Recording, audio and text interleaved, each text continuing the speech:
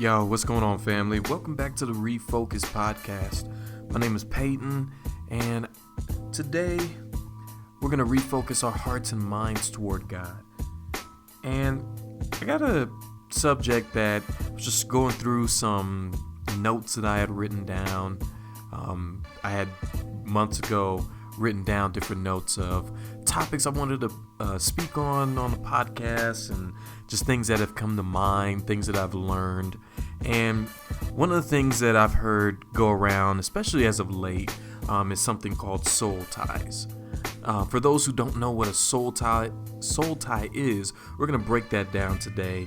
Talk about what soul ties are, talk about if they're even real, and how they pertain to us. What is a soul tie? What does it have to do with us? What does it have to do with our walk with Christ? So, for those who don't know what a soul tie is, let's break down what the soul is. The soul is the mind, will, and emotions. So it's everything that makes your inner you. So the Bible breaks down a person as a three-part being. You have your spirit. Man is a spirit. So we have our spirit man that's inside of us. We have a soul, which is our mind, will, and emotions, how we think, how we feel, what we want to do, what we decide to do, what makes up our personality. And then we live in a body. So our physical nature, our physical senses, our physical being, everything, our physical makeup. And so the mind, will, and emotions is, in my opinion, what is key in winning the spiritual battle. If you can tip the scale with your mind, will, and emotions to seek God, you're going to be dying to your flesh. You're going to be not wanting to do certain things that you shouldn't be doing that are against God, that are only pleasing to your body for the moment. And then, and the same thing the other way around. If you're feeding your mind, will, and emotions, or if you're training your mind, will, and emotions to respond in what we say the flesh way, meaning in ways that are just pleasing to you, mostly physically, that are just pleasing to you physically. They feel good for the moment, they taste good for the moment, they seem right for the moment, and you begin to learn that a lot of the times the way that we respond physically, or as the Bible puts it, according to the flesh, is not always the best way to go about it. So we see in our lives today, we go by a lot of times how we feel. It's always, how do I feel? Well, I feel this way about it. Well, I feel that way about it. And people say, well, yeah, go with your feeling. If you feel this way, if you feel this is who you're supposed to be, if you feel this is how you're supposed to act, if you feel this is what you're supposed to do, then okay, cool, do it. And that's not always the right thing to do. And I think one of the reasons why God wants us to have self-control is that we have to go against what naturally we want to do. And a lot of times what may seem naturally is a lot of times just what is pleasing to our physical nature, what is also called our carnal nature in the Bible. And you see it a lot of times, carnal nature, it almost relates to an animal who has an instinct and a natural way of doing things.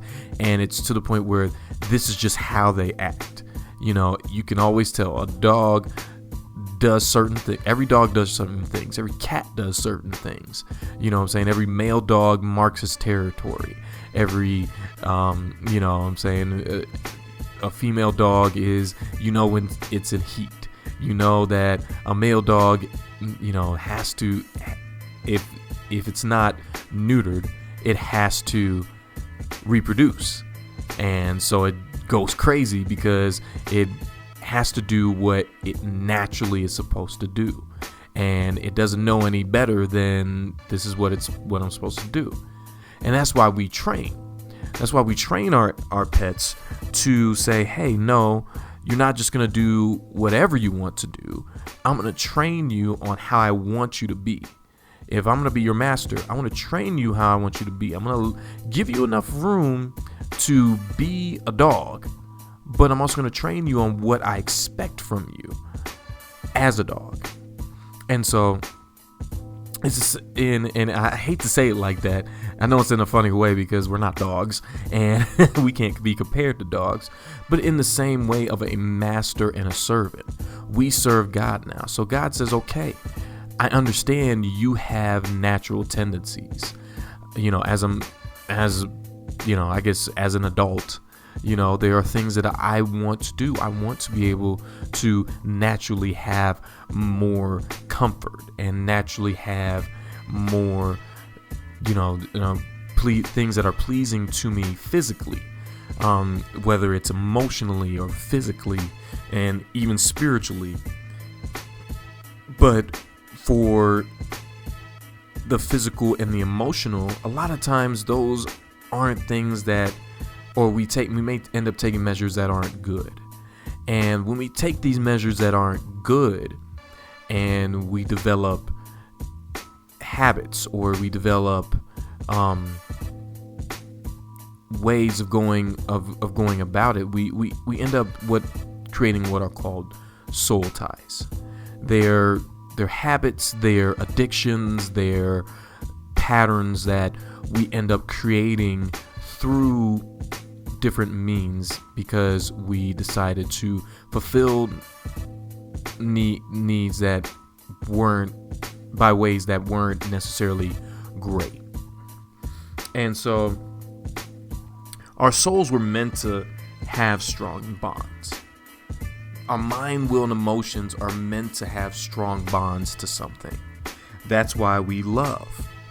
That's why it's hard to figure out the science behind love, because science doesn't, or I should say secular science, doesn't acknowledge the mind, will, and emotions. It doesn't acknowledge the soul that says, hey, I want to tie my mind, will, and emotions to something or someone and be infatuated with them, be all about them. And so that's what love is. I love my wife. I'm infatuated by my wife. I'm about her. I want her to always love me. I want her to always, be about me. I want to put her first. I want to put her on a pedestal. I always want to please her.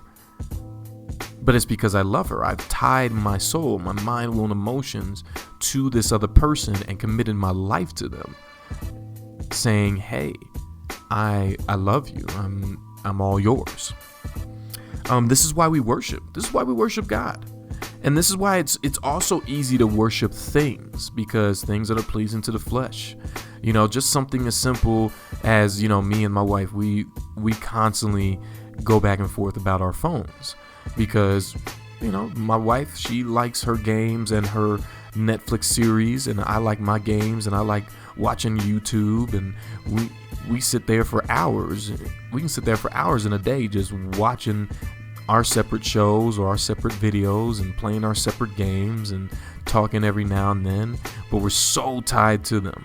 We're it's almost like a habit. We gotta go ahead and make sure that we get in our new stream, or streaming our episodes, or streaming our videos, and playing our games. And so, every once in a while we take a break for that, because we don't want to develop habits or bonds with these things, thinking that we can't complete our day without doing it. And sometimes it's not even in that extreme. Sometimes we just naturally do these things without even thinking about it.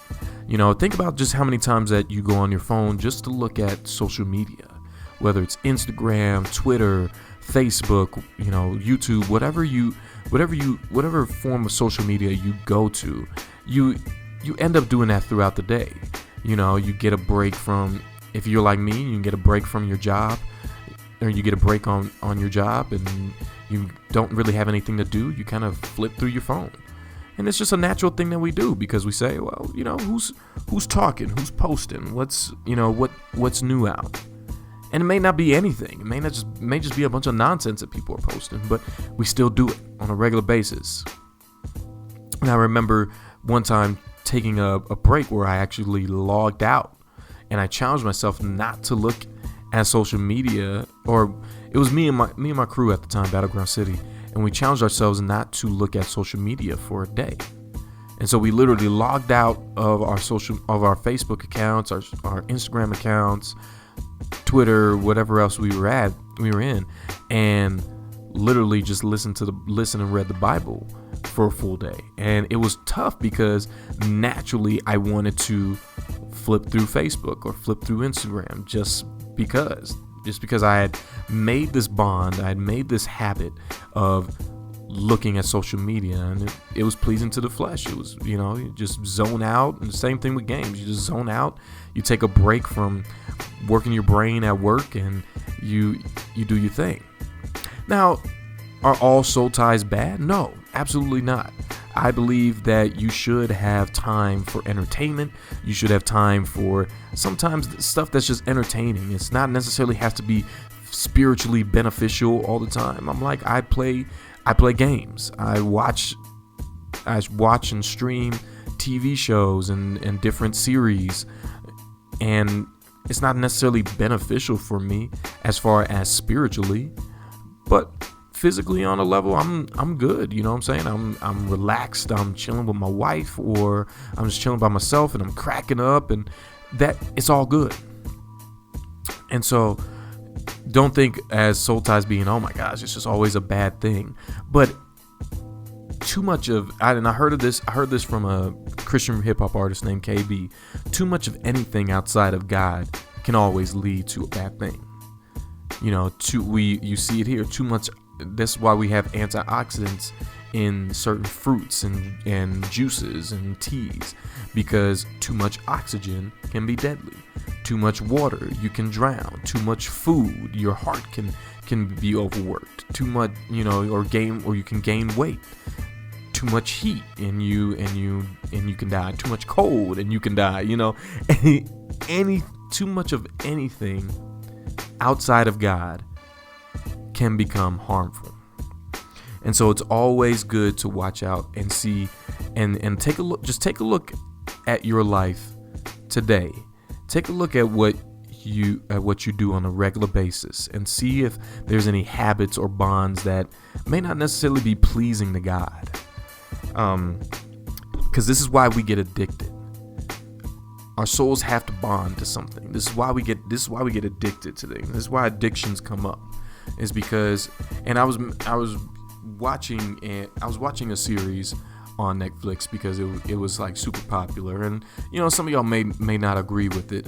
It was A Haunting of Hill House, and this series, which was very well done. It wasn't demonic or anything like that, because I don't watch stuff like that. I hardly watch any horror movies like that, because I don't like to open up those doors. I don't like to open up those doors of fear and my mind and my imagination messing with me, and Satan using that to keep me fearful. But Haunting of Hill House was actually very suspenseful, like a thriller. It wasn't necessarily. It had some creepy moments, but it was never demonic. It was never like over the top horror movie stuff. It was just very suspenseful. And in there, pretty much the plot of it is that this house had ghosts in it that were haunting these kids, and so it haunted everybody so much that it caused their mother to commit suicide. And so when they left the house and they all got older, they tried to find ways to cope with this, with the fact that their mother was gone. Try to cope with that, the experiences that they had in this crazy house. And one of them is driven to drugs. And so how many people are driven to drugs because of some sort of traumatic experience in their life? Whether it was a harsh upbringing, an abusive upbringing, or abusive relationship that they were in, or anything of that sort, that drives them to the point of where they want to get away from the pain, get away from the agony, get away from the images that plague their mind or that constantly turn in their mind. And this can create a stronghold or a soul tie to something that is giving them a temporary relief or a temporary a temporary way out, and it's ultimately hurting them. And so I want to go to the word on this. Romans 8, starting on verse 12. So Romans 8:12 says, "So then, brothers, we are debtors, not to the flesh, to live according to the flesh. For if you live according to the flesh, you will die. But if by the Spirit you put to death the deeds of the body, you will live. For all who are led by the Spirit of God are sons of God. For you did not receive the spirit of slavery to fall back into fear, but you have received the spirit of adoption as sons, by whom we cry, Abba, Father." So you want to tie your soul to the things of God, to create habits and bonds, and create habits and bonds to the things of God, to what is good and what is holy. You know, God tells us to meditate on those things, to think about these things constantly, because that's what starts creating those bonds. And if we, God says, delight yourself in Him. You know, all these different scriptures that say about this is all about walking in the Spirit. It's all about saying, hey, create those bonds, create that love for me. And the only way that we could do it is to resist those other things and say, no, I'm choosing to go to this. You know what I'm saying? I don't think anybody who has an addiction just woke up one day and said, I'm going to do this. You know, at first they did it and it was like, okay. And their body it took a while to adjust. But then after a while, it's like that was their normal thing. That's what they do. And so it's the same way with God, being in His presence. Sometimes, being in His presence is good. You know, it feels so good being in His presence. It's like, I've heard people say it's like getting high. It's like being, you hear sayings like being drunk in the Spirit, and things of that sort. I would rather be drunk in the Spirit or high in the Spirit than pleasing my flesh with a substance that's only going to give me a temporary high and that it's only going to hurt me. Whereas God will never hurt me, and He can give me something that lasts a long time, an eternal joy, an eternal happiness in Him. So just take the time this morning or this evening or whenever you're listening to this and just look at your life and just see what bonds you made, whether they're addictions, whether they're habits, whether they're just things, rituals. It could be something as simple as a TV show. Like I said, I'm a big TV person. I'm a big movie person. Me and my wife, we watch TV shows together. We watch TV. We have our own TV shows. Even when I was a young teenager, I had religiously, me and my stepdad would watch WWE Raw and WWE SmackDown on a regular basis just to keep up with the storyline. That was our soap opera. It's a men's soap opera. That was our show. And easily any of those things can become soul ties, can become bonds, can become habits. And luckily, like I said, not everything is harmful, but take a look at your life at some of the things that you do that you have bonds to. Sometimes people have bonds to eating food late at night. That can also be harmful depending on depending on if you go to sleep right after you eat. So just take a look at your life, see what soul ties you have, see what bonds and habits you have, and just ask God to reveal those things and reveal steps and plans and maybe to break free of them. We have a program called Breaking Free here at Living Faith Christian Center and in Tucson, and it's definitely something that God does to expose. It's a program that God uses, or that God helps us through to expose those soul ties, those bonds, those strongholds, as many people call them, and for God to break those down and have us be free in Him. So I hope that you got something out of this. I hope it's got you geared up for the day, or for the week, however you want to, whenever you decide to listen to this. Feel free to like, share, and subscribe, follow, drop a comment. Get me at my email, paytonrefocuspodcast@gmail.com. I would love to hear your feedback, questions, concerns, ideas.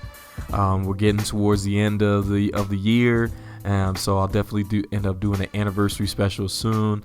I'm going on 1 year of doing this, completing my first year. Had some ups and some downs, and so it's been great. But until then, I hope you made today your refocus day.